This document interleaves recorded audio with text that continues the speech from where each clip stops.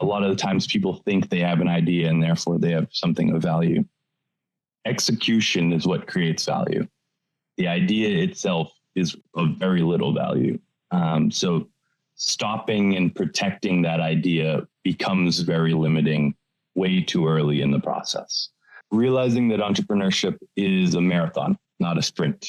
You can't put your whole self into a business or into a venture without also taking care of your health and mental wellness. You need to maintain balance. You need to focus on eating healthy, getting to the gym in order to perform optimally in work, and then have energy to continue to live your life outside of work. Otherwise, burnout becomes real.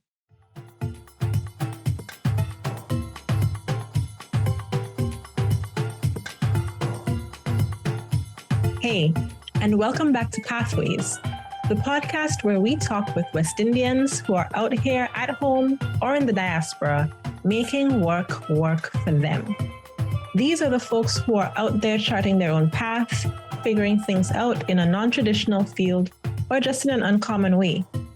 If you're looking for some inspiration on where to take things in your own career, or you just like hearing about what others are doing and how they've gotten to where they are, then stick around. You can be a fly on the wall of my conversation with them.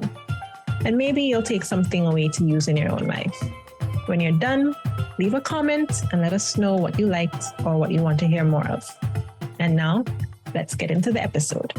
On today's episode, we have Brendan Heyck, best known as just Babe. And he is an American-Grenadian IT entrepreneur and technology advocate with a record of uniting innovation with diverse communities. His expertise is in project leadership, negotiating agreements, and international partnerships. He has experience working in the cellars and the C-suites of both private enterprise and public service sectors. For his next professional role, Brendan is confident that he can launch the Grenadian Ambassador of Technology role into global action and help further drive Grenada's progress and empowerment in the tech space. Guys, if you're interested in tech or entrepreneurship at all, this is really such a great conversation that you don't want to miss. So let's jump right in. Hi, Brendan, and welcome to Pathways. Good morning, Arlene. How are you doing? I'm great. Excited to be here. Awesome. So we are going to get started just giving everyone kind of a brief overview of who you are and a bit of your background. So we'll start at the very basics. Where did you grow up? I grew up in Massachusetts in the United States, close to the city of Boston and on the North Shore of Newburyport, Massachusetts. Nice. And do you remember back in your younger days what you wanted to be when you grew up? Did you have an idea or a sense of that? I do. I had a vision for myself as a young child. I wanted to be an entrepreneur. I wanted to live in New York City, ride a motorcycle to work, and wear suits. Those were the important things on my to-do list. Nice. Did you also have a sense at all of was there anything conflicting with that? Anything that was maybe expected of you? I was lucky. My parents encouraged me to do what I wanted to do, whether that meant following a strict path or not. My mom's an artist. My father's a philosopher. So strict definitions wasn't their style. Yeah. Expectations for myself, certainly more dynamic. And, as I grew up and grew older, that vision certainly factored into who I wanted to become, but I became more clear about my values. Freedom, adventure, and giving back to society factored into some of the jobs I wanted to do. So the goals became to be a mogul, specifically as a young adult was the title I aspired for, and then to be a diplomat, and then ideally a U.S. senator. Oh, interesting. Yeah. Okay, so what was your first job with all of these different things floating around? What did you actually get into? Far more humble. I was a paper boy riding my bike and throwing newspapers at the front door, which now seems archaic in the times of digital news. Worked in many restaurants in the hospitality industry. learned a lot about customer service, and specifically that I did not want to work in hospitality for my lifetime. Yeah. And my first, I'd say, entrepreneurial job was running a car detailing business. It gave me the opportunity to work with my best friend, earn cash, and drive these nice Jaguars and Porsches of the customers as part of our pickup and drop off service. Oh, very nice. Okay. And what is your current profession, in your own words, if it's kind of undescribable? Entrepreneur is the easiest. So I run a technology and innovation company called Brazen Group. We provide leaders and organizations with effectiveness, and how to do that nowadays is most often through process and use of tools.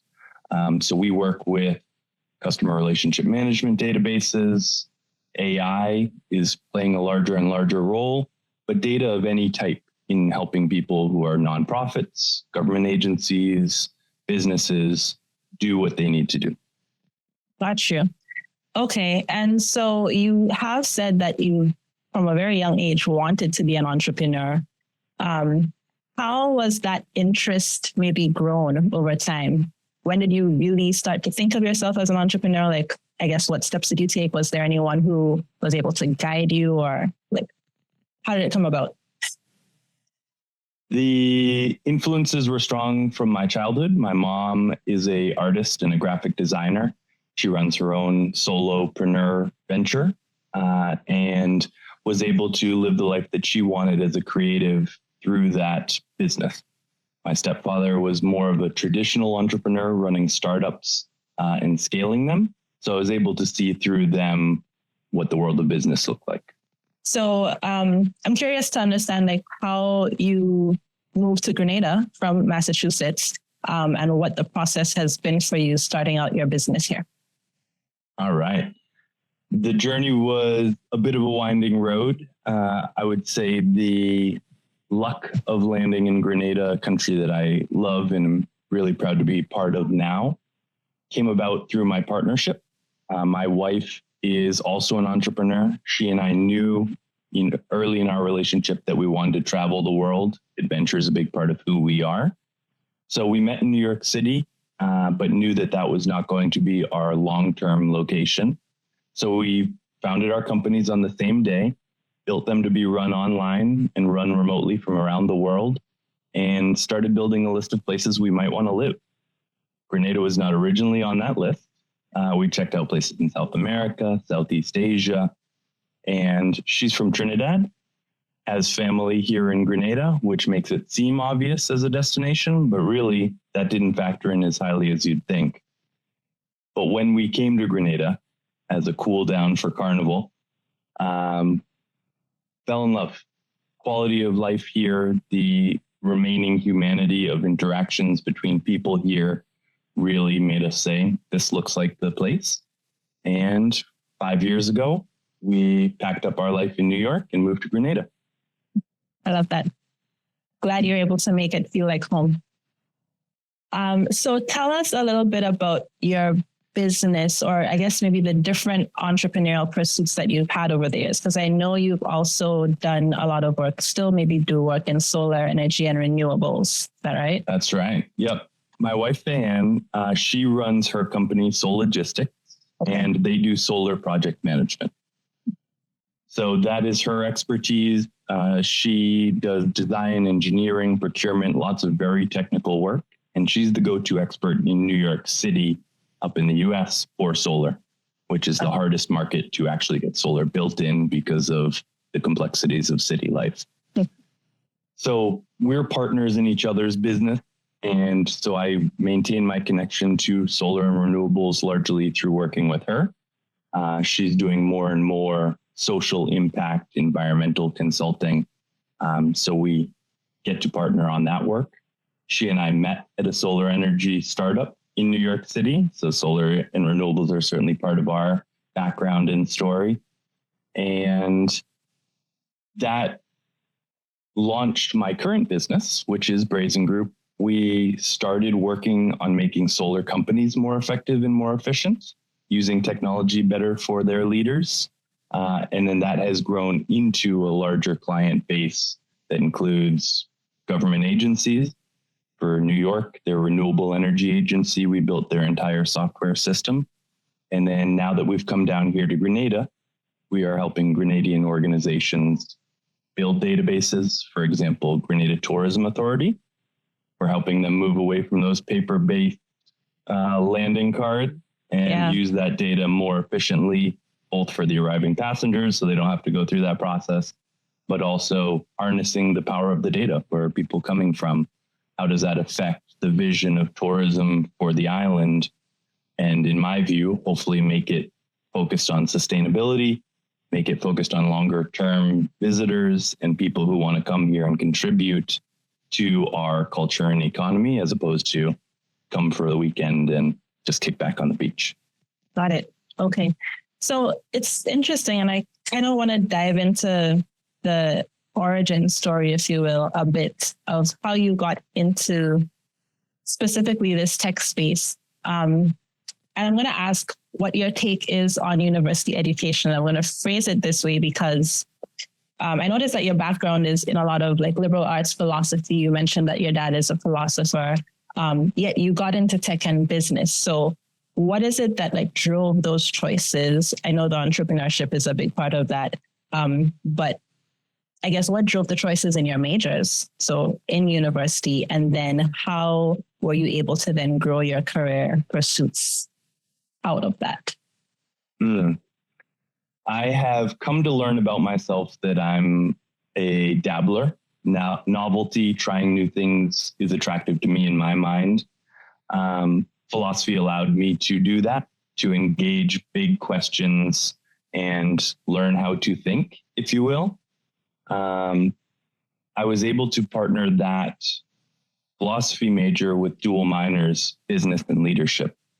And I really think a big part of the value of my university experience was learning the practical skills of business and in particular leadership that will help me be a better, higher contributing, higher performing member of society.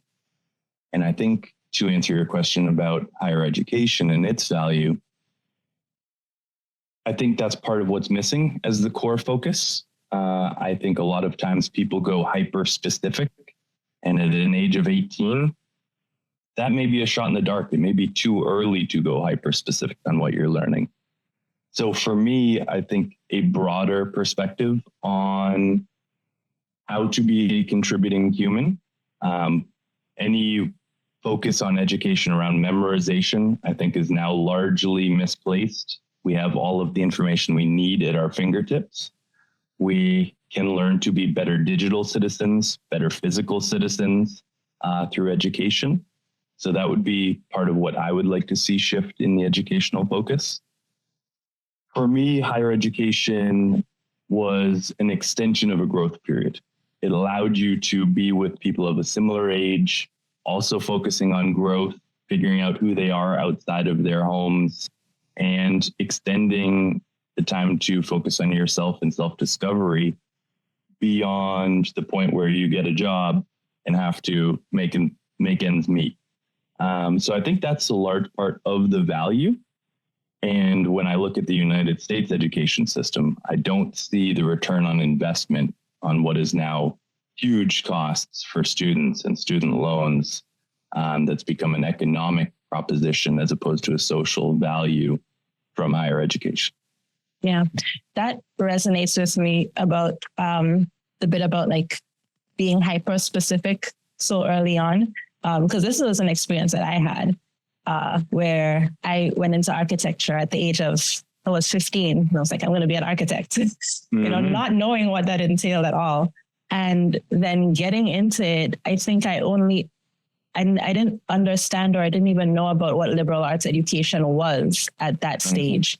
And after I'm like 3 years into this 5-year degree, I'm like, I kind of wish I had done like liberal arts. Like I hadn't decided on a major and just found a university where I could kind of understand myself, learn a broader range of subject matter, and then decide where I wanted to go with that.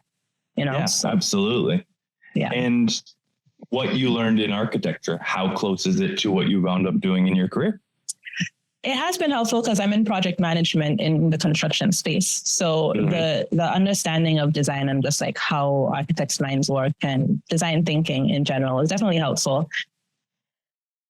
Could I have done without it? I'm sure I could have. Maybe I would have gone an engineering route otherwise.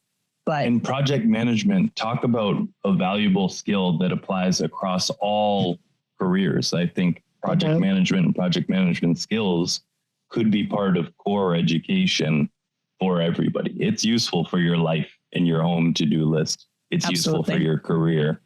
I think those types of shifts, liberal arts has value in terms of being broad, but also within liberal arts, you spend a lot of time on things that are questionably applicable to real life. Yeah. And I think it can be argued, and something that I've come to understand and accept is that anything that you learn is valuable and valid and applicable. So it's really just how you look at it. So I don't regret, my architectural education at all, but things that you might do differently if you knew differently. So. Certainly. All right. So with that, so you had that broad-based education. What was the link between completing that education and then, as you mentioned, starting that business? I don't know if that was your first business that you started with alongside your partner. It was not. Okay. It was not. What were the building blocks or stepping stones between those?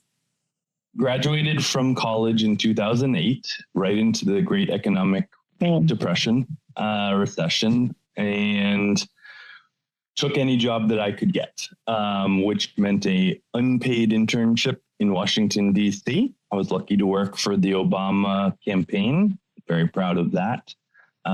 Worked for them as the low man on the totem pole doing data entry. And part of my journey is certainly luck and recognizing opportunity along the way. The luck for me was being put in front of a keyboard and having to learn this database. And although I was only doing data entry, it provided a valuable experience that became a resume bullet point that, looking back, has been a pretty consistent thread throughout my career. So took that unpaid internship, worked nights at a Smoothie King just to be able to afford to pay my bills, and did dry cleaning for the expensive suits to wear to my unpaid internship. Such is life. Yeah. And then after that, got a job in the oil and gas industry, which was a paying job, not anything related to my background or experience, but was an opportunity. And as a young person, I say, take as many opportunities as you can get. The valuable insight that you can often come away with a job when you leave it is that it's not what you want to do, which for me at that point, I learned that I didn't want to be in oil and gas because the Gulf oil spill was taking place, and I was learning the environmental negative impacts of the way we run our world on oil. Right. And I had also learned at that point that I didn't want to be in hospitality. So 2 big industries crossed off the list. But I did learn that energy is a fascinating part of our lives that we often don't think about. When we flip the switch in our room, how does that light bulb turn on? How does that all happen behind the scenes? So energy is vast and fascinating. We've spent 100 years building up our economy based on oil and gas, and we are transitioning, albeit slower than likely necessary. We are transitioning, and the next, few generations are going to be responsible for switching from oil and gas to renewables. That seemed to me like an opportunity that I recognized and made the pivot from oil and gas to working in solar. And that brought me to the New York City startup and the place where I met my future wife and eventually the company that I now run. Got you. Full circle. Okay. So the thread that I'm picking up is that you have never really been afraid of pivoting and changing and taking the information that you're getting and moving forward with it. And I don't know if you've noticed from your few years being here in Grenada, but I feel like that's the difference that we have in the Caribbean broadly, I think, where people are afraid of change, or I'll claim it too. We're all afraid of change. And so again, you're kind of like hardwired to choose your career at this young age in secondary school. And then you stick with that for the rest of your life, even though you might be picking up these thoughts that, oh, maybe this isn't for me. But making that change seems really hard. So where I'm going with this is, have you felt like any regret or friction or resistance at any of those moments in your life, or was it just natural to you to go where it felt right? Combination. There is fear in change. It is hard. And it's certainly hard to be on the wrong road, especially if you realize you're going down a path that you don't want with your life, and to stay on that path. That is hard. Yeah. So I think the fostering of the ability to recognize what's important to you and to make the changes that are necessary in your life is really valuable for people. I understand in Grenada being a small, close-knit culture, when you fail here, it can feel like everybody knows that you failed here. And that's scary. Yeah. I, in a lot of ways, am thankful that I went to New York City, where you get the anonymity to try who you want to be, change it a few times and figure out who you really are and what your maybe calling is, what your business is, who your personality and values are, and then come to a place like Grenada a little more fully baked. So I'm thankful for that. I think that can be part of our vision for Grenada, allowing young people to experiment more here, maybe go abroad, soak up information, and then build a culture where they can come back and thrive. They're certainly part of that. But the courage to be an entrepreneur, the courage to make changes and shift is something that is hard, and you got to focus on fostering within yourself, and hopefully we can foster as a society a little less risk aversion. And I think that would allow for reversing of things like brain drain, which have been a real challenge, a curse on this island and other Caribbean islands. With modern technology, modern opportunities, people can leave. And if we build the right opportunities here, they want to come back to Grenada. This is paradise. Quality of life is great. We just need to make it so that when they leave, there's something that they can look forward to coming back to. I think technology plays an opportunity in that, as well as international agreements and careers. That's part of my vision for what I think Grenada can continue to build and then thrive on. Yeah. So let's talk about that vision a bit. I know that you've done some work with local youth, so at TAMCC and so on. Tell us a bit about what that entailed and maybe what your thoughts are for future progress. The partnership with TAMCC is one that I value because they were willing to say yes. And the partnership is about a career path for students to get the experience they need working for our company, for example. They come in, they get a online training platform that exposes them to what they need that's career specific.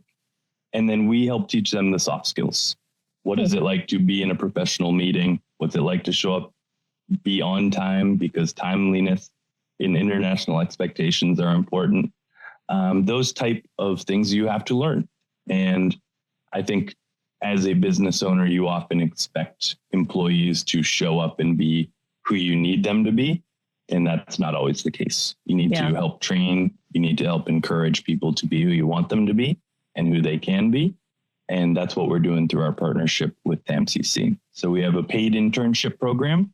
I learned from my unpaid internship program how unfair that can often be, extracting or creating an opportunity that's only accessible for the privileged to learn. So a paid internship to allow people to learn, and then upon passing certain thresholds, they move right into a paid career role and opportunity.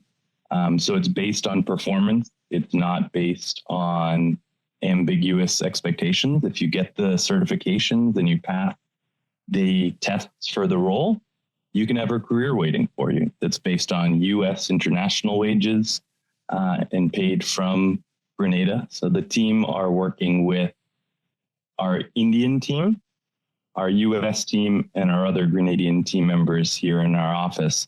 So it gives you that international exposure. And, we've had some of our team members, every one of our team members has gotten their passport. Yeah. Some of our team members have traveled to India to meet our team there. And it's part of that allowing them to broaden their horizons, return here, and continue to work here for meaningful wages without having to leave permanently. Okay, so I love that. But I'm curious as to how that experience has been for you as the employer, I guess. Because you do hear so much about from local business owners that it's so difficult to find good workers locally and even to develop them, even when you're trying. So since it seems that you've been somewhat successful with that, what has that been like? How many people have you had through the program and what has the feedback been like? Yeah, I hear the concerns and understand the challenges of fellow business owners. It is true in part as well. And I will say from my experience, the talent in Grenada has been fantastic. Really pleased, one, with the people who show up and commit. They are loyal. And I think creating a culture of mutual benefit is important to that. Yeah. So we're making sure that we're paying salaries that are good enough that people don't want to just hop off for the next good opportunity, that they can see career progression from where they are as young people, year one of a career, through 10 years of what a career path could look like, constant growth, and working towards those goals, sometimes shifting those goals. So, you can be in a project management path within our company. If being a PM isn't your end goal after a few years, okay, you can shift to be a developer or a business analyst.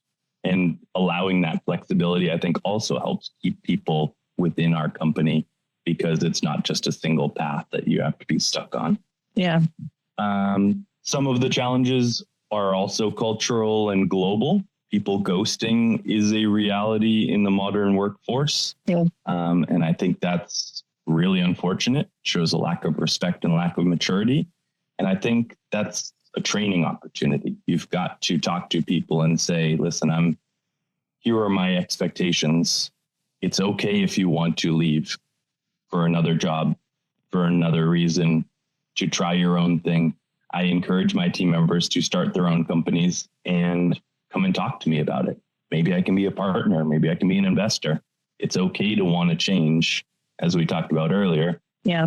It's not okay to not ever show up or message or have that conversation. So it's about establishing those expectations, creating the space for it, which isn't always easy because those conversations are hard and scary.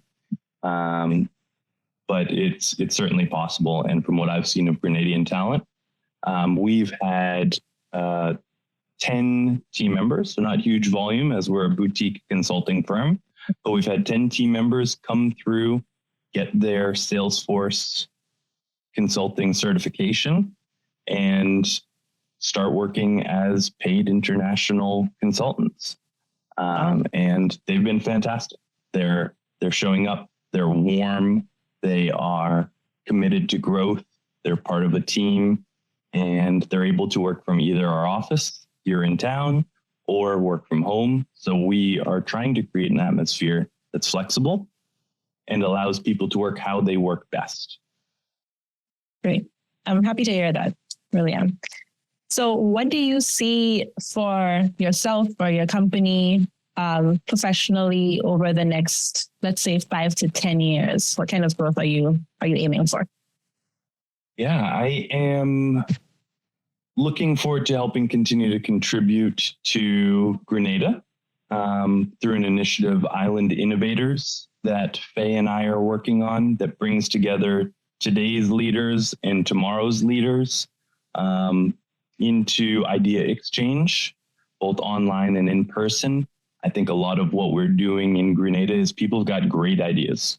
And whether that's in private meetings, even in the rum shops, people are talking about what needs to be done. Yeah. But oftentimes it's not being captured. It's not structured or constructive, meaningful impact. So I'm trying to foster those more meaningful engagements where the ideas can be captured, moved forward as partnerships, is at the core of Island Innovators, and an idea exchange platform that we're currently building out with our team that's going to focus on helping Grenada continue to build itself into a more mature technology economy and hopefully continuing to thrive as a social island.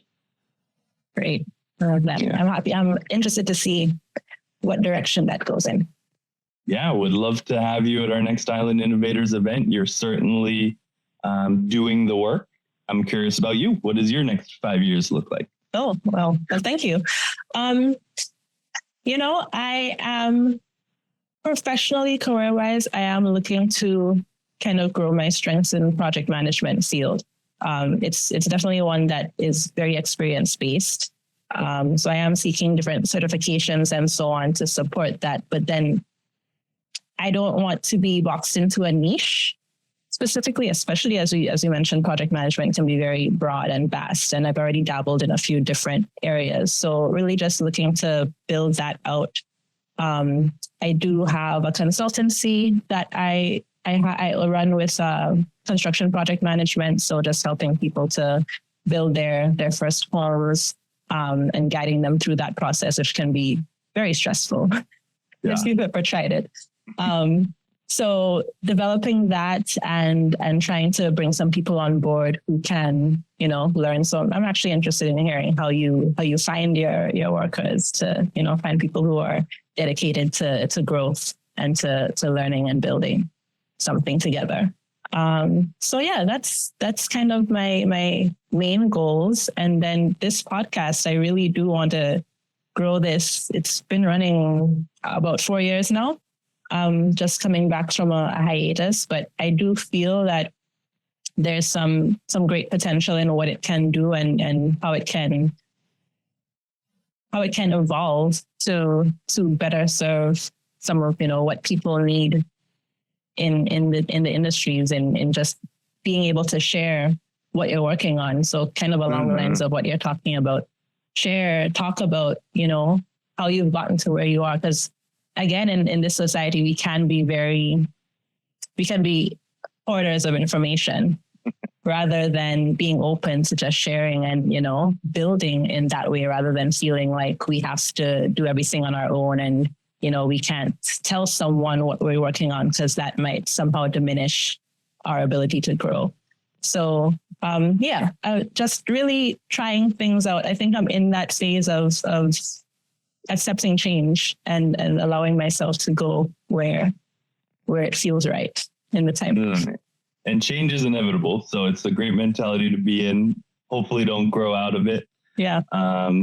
The opportunity that you mentioned to share information is so important. A lot of the times people think they have an idea and therefore they have something of value. Execution is what creates value. The idea itself is of very little value. So stopping and protecting that idea becomes very limiting way too early in the process.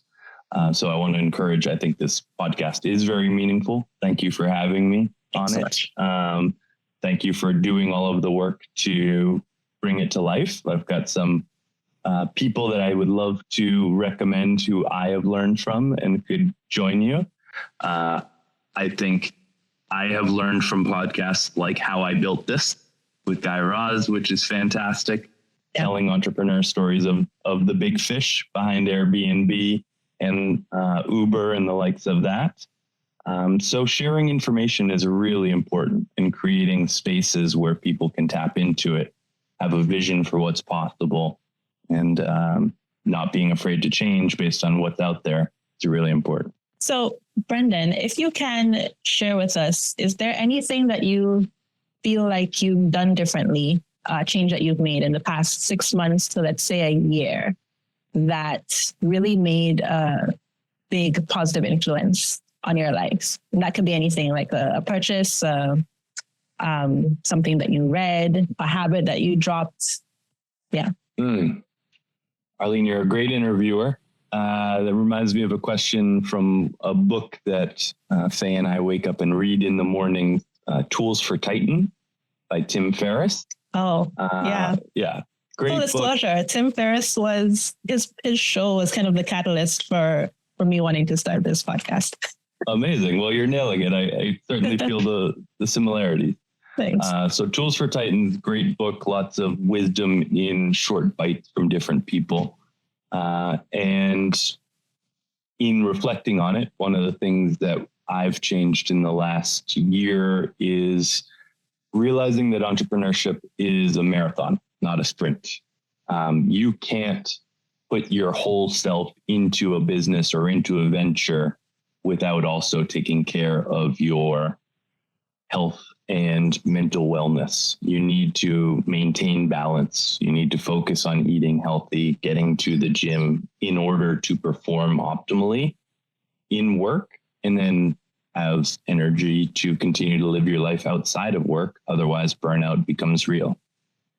So that more holistic focus on my performance, it's certainly been something that I think has been beneficial over the past year. I love that.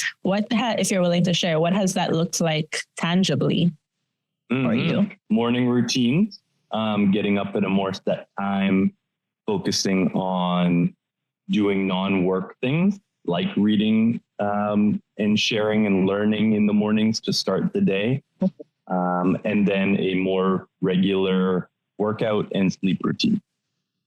Very nice. And I'm curious, has that felt like something that you are more able to do now? Because I do hear the struggle of when you're working a 8 to 4, you don't have time for a morning routine. You have kids, you're doing, all these other things.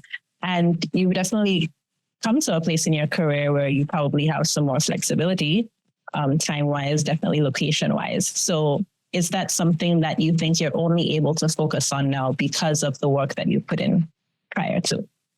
Yeah, I would say that's a fair appraisal. I would say it is difficult to fit it all in when you've got to be in an office and work within those confines. Building our company with flexibility has been part of my vision of success. It's something that I always longed for when I myself was working in an office and stuck in a cubicle, whether there was work to do or not. I said, this doesn't make sense. If I work best in the evenings, why am I stuck here in these hours? Yeah. If I've got something else that's on my mind that needs to be done and I'm asking for permission and it's getting denied and that's now on my mind and affecting my work, those work conditions, although necessary for some environments, are largely questionable. So I believe in business flexibility, allowing employees to work how they work best. If it's, some people are night owl. Some people are early morning people. Yeah. And giving that flexibility increases productivity, increases worker happiness, and I think is a responsibility and an opportunity for business. Kind of going off of the idea of the remote work, which you have developed for yourself first, and then you're now creating that atmosphere and that opportunity for your employees. What does that look like, again, tangibly, especially for people who live in Grenada, are based here, and have not really been exposed to that previously? So just how does that work? Yeah. An interesting bit of backstory. So when Faye and I founded our separate companies, we knew they were going to be run remotely online. So we chose the right tools to do so. With cloud-based tools, you can access what runs your business from any device that has internet connection. And the same is largely true for being a remote employee. You need the right tools, but as long as you have those tools, you can work from anywhere in the world. And the tools are stable, high-speed internet, which can be a challenge in Grenada, but also is doable. So you've got to set yourself up for success, whether that's a home office, whether that's, I would love to see more co-working spaces around the island that allow people to come together and share these types of resources. as they're getting established and finding their way to being more mature professional. But from working remotely, a good set of noise canceling headphones so that the, weed eaters outside aren't being heard on work calls, so that our lovely tree frogs and crickets at night aren't being heard on work calls. That's one of the essential tools. A good laptop and a good cell phone are necessary tools of an entrepreneur. And with those tools, you can work from anywhere in the world. We've been to India, we've been to Japan, we've been to Venezuela in the last year because we love to travel and see what the world has to offer. And we're still able to run our full companies from anywhere in the world. Great. And so for the people that you bring on board, are those things, those technologies, down to the minutiae, maybe the headphones, the cell phones, the internet connection, is that something that you make available to them? It is. Yeah. We provide that to them during the internship phase. Okay. And since we're paying them through that phase, by the time they're employees, they're able to purchase their own. Okay. So as we discussed earlier, it's about setting expectations. I say that working remotely is a privilege. You need to be as effective working from home or wherever else, coffee shop, Japan, as you would be in office. And as long as you can maintain that responsibility yourself, then I'm going to give them the privilege to do so. And setting those expectations is my responsibility as a leader. Yeah. Young people, whether they're Grenadian or elsewhere, may not know those expectations, and that's fine. But I have to tell them, background noise can't be an issue. You need to dress professionally. Setting those expectations, I've then found both my Grenadian team members as well as the Indians and Americans meet them because they feel the respect that I'm showing them and giving them the opportunity, and they want to uphold it. Right. And question that just came to mind. So you mentioned, like whether you're in Japan or wherever you are. So is that kind of travel lifestyle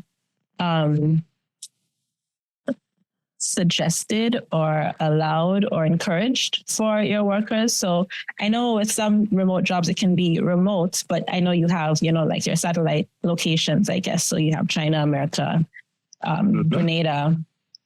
Is it okay for someone to just decide, I'm going to go off to South America for the next 2 months and I'll be working from there? I know there's lots of legal ramifications to that as well, potentially. So curious how you deal with it. Okay. Encouraged even. We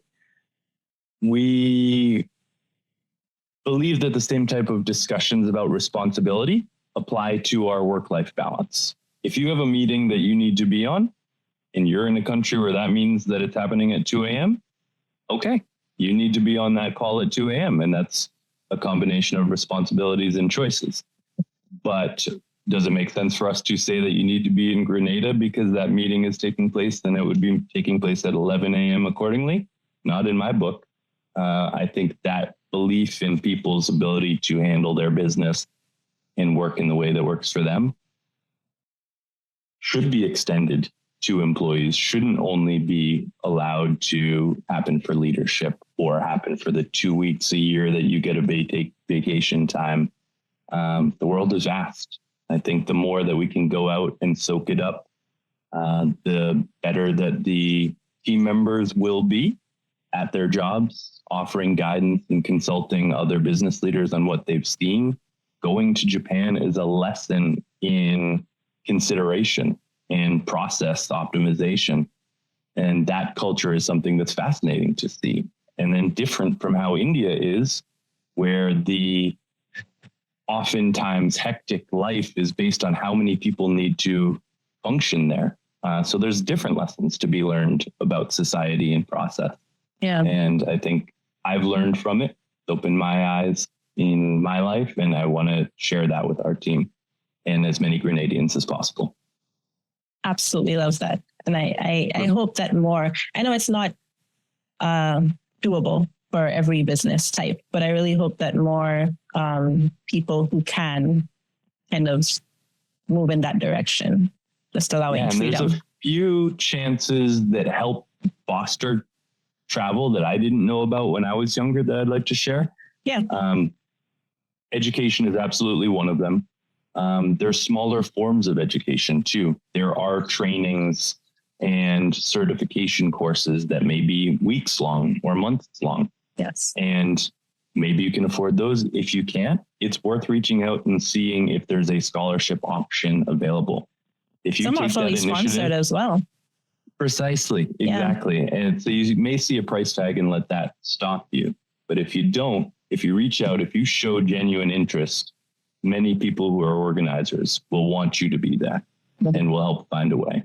Similarly, there are government programs that foster travel and cultural exchange. I know that Grenada has them with the likes of China. Brazil has some coming up. So a way to see the world. These are often fully funded or at least partially funded and open the door to go out and see more of the world than would otherwise be possible. Yeah. Yeah. So I feel like you've dropped a few gems already, but is there any last piece of advice or just, kind of like a call to action that you might want to share with? I'll focus on the younger age range. So let's say people within the range of 15 to 20, who are kind of figuring things out and about to step out into the world. What would you tell them? Try new things. Failing is winning in a lot of ways. So when you fail, take the lesson learned and apply it to the next thing that can then become the success. A lot of times we feel like failure sticks to us. We're worried about what other people's opinions are, when in reality, most people don't care. They're living their lives. Yeah. Our lives are ours to determine the path we want to be on. So don't box yourself in. Don't think about what's right for others. Think about what's right for you. Spend the time reflecting accordingly on what your values are and who you want to be. I'm from Boston, Massachusetts, and here I am lucky to live in Grenada. That was a dream, to live and see the world. And I've built my company, built my partnership to be able to fulfill what's important for me. It's not what's right for everybody else, but it's right for me. And those types of time to reflect on who you are and what's important to you is the right time for youth. It only gets harder when you have additional responsibilities or even the barnacles of success that keep you wanting to stay on the same path. So when you're young is the best time to try new things. I couldn't put it better myself. A good way to close out. So Brendan, thank you so much. I will ask, is there a good way that people can reach you if there's someone who wants to reach out, find out more about what you're doing, or, just get some information? How can they get in contact? Contact me directly. Let's get in touch. Make the initiative, and please feel free to email me. My email is letter B at brazengroup.com. So B at BRAZENGROUP.com. And let's start the conversation. Awesome. Thanks again, Brendan. It was really a pleasure having you. And I'm glad that we were able to get through a lot of these topics. I'm honored to be here, Arlene. Keep up the good work and look forward to continuing the conversation elsewhere. Thank you. And to the listeners, thank you for joining us on today's Pathway. Thanks so much for listening. Don't forget to leave a comment wherever you found us today and let us know what you think about this episode. If you liked this one, I think you might like this next one even more. Go check it out and let me know.